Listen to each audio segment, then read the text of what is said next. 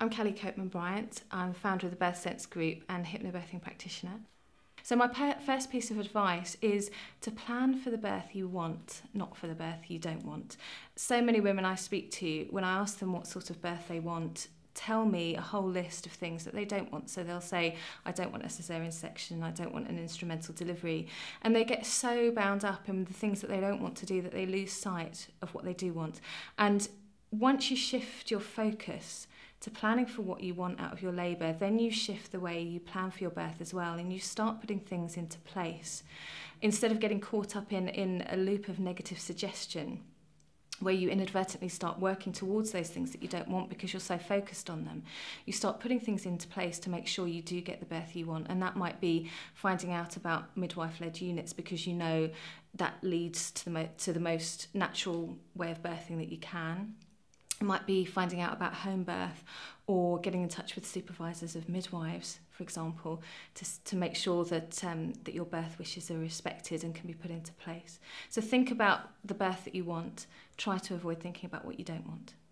So the second thing that you need to know about birth is remember that everything in birth is your choice. So even though birth professionals might phrase things in a certain way and tell you you can and you can't do certain things, remember really what they're telling you is what they recommend or what their particular procedure is.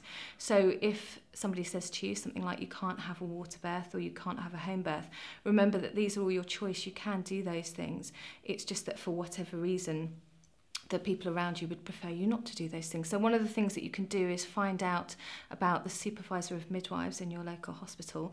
Each hospital will have a team of supervisors, and their job is to help you get the birth that you want, despite what the hospital protocol might be. So if you're finding that your birth choices aren't being particularly well supported, find out who the supervisor of midwives is and work with them to put together a care plan to make sure that the birth you want is the one that you're getting. My third tip is to make sure you have a birth plan. You hear lots of people saying you can't plan birth, and that's absolutely true, but what you do want to do is think about how you want your birth to go, so that you can communicate it to the people around you. When your midwife comes to your home or when you go into hospital, she won't know exactly what sort of birth you're planning, and during labour is not the time to be communicating those things to people. So have a good think about the things that you want and the things that you don't want. Put them down in a clear format, and try and ask your birth partner to make sure that it's adhered to as closely as possible. And if anything is going off the plan, ask your care providers to talk to you about why that might be and what alternatives are open to you.